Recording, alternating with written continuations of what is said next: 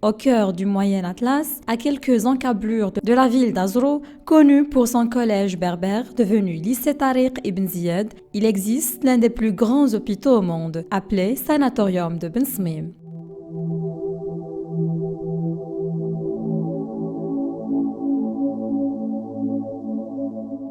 Abandonné depuis les années 60, cet immense édifice attire curieux et aventureux en quête de sensations fortes. Réputé pour être hanté de fantômes, l'ancien hôpital fait l'objet d'une requête de réhabilitation de la part de la société civile locale.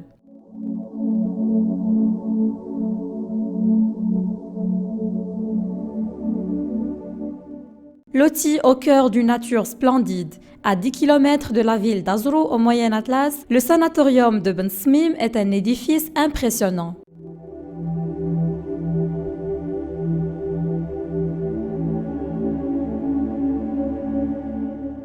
C'est une bâtisse de 8 étages qui s'étale sur 80 hectares dans une zone boisée, à proximité des sources de Ben Smim qui a été abandonnée depuis de longues années. Beaucoup de rumeurs courent à son propos. Les populations locales parlent de fantômes et de mauvais esprits hantant les lieux et chassant les intrus. De nombreuses histoires racontent le triste destin d'intrépides ayant osé franchir ses portes et ayant perdu la raison ou même la vie entre ses murs, selon les villageois de la région.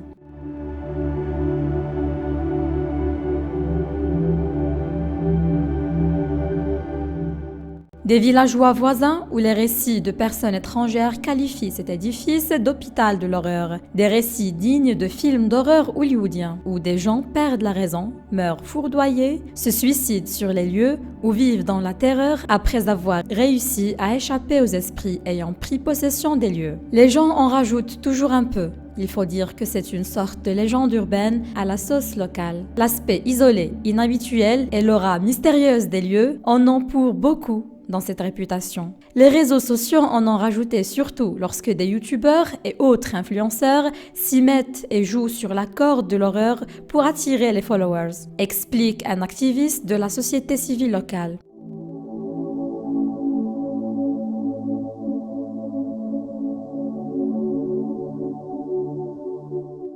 Construit en 1948 par un riche français, Maurice Beaujean. Le sanatorium était destiné à traiter les maladies respiratoires et à soigner les tuberculeux. D'une capacité hospitalière de 400 lits, il a commencé à fonctionner en 1954. Doté d'aires de jeu et d'une immense salle de cinéma, la structure hospitalière était gérée par 4 médecins spécialistes et 32 infirmiers. Au bout de quelques années de bons et loyaux services, la structure a été définitivement fermée à l'indépendance.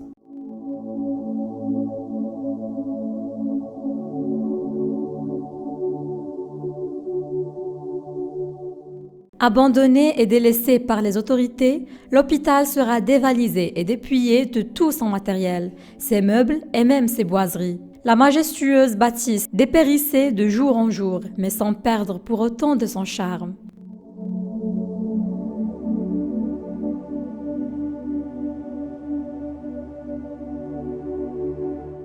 En 2016, 4 milliards de dirhams ont été octroyés pour la revalorisation du célèbre sanatorium. Un projet porté par un groupement d'investisseurs composé notamment de Bouygues Immobilier et de richissimes hommes d'affaires saoudiens.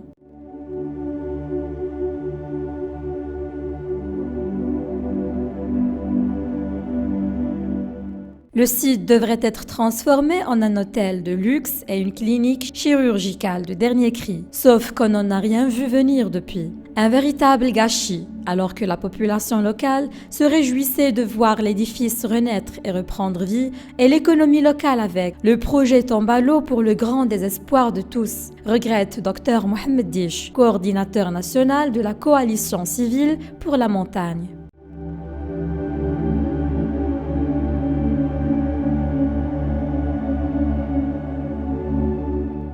Rappelons qu'une pétition en ligne a été lancée par la Coalition civile pour la montagne. Son objet ? La réhabilitation immédiate du grand hôpital de Ben Smim.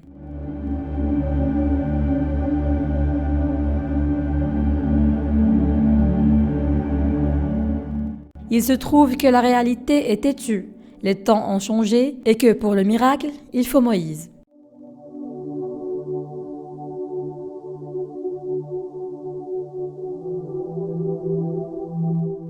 Le sanatorium de Ben Smim a été justement fermé au moment de la découverte de nouveaux médicaments pour soigner la tuberculose, moins chers et plus efficaces que le grand air de la majestueuse cédrée du Moyen Atlas. À la même époque, dans les pays développés, en particulier nos voisins européens, on fait de même.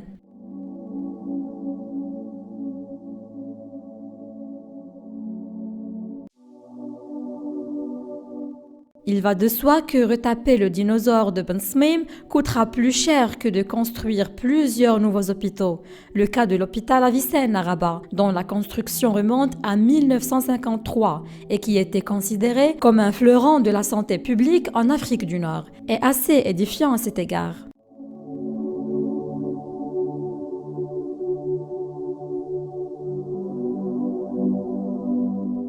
Il était au début question à un moment donné de restaurer ce CHU de Rabat, mais on s'est vite rendu compte que refaire les ascenseurs, le réseau électrique, la plomberie, etc., qui remontent aux années 50, était non seulement très compliqué techniquement, mais aussi très onéreux, tandis que l'édification d'un nouvel hôpital, moderne et qui répond aux normes, reviendrait autrement moins cher.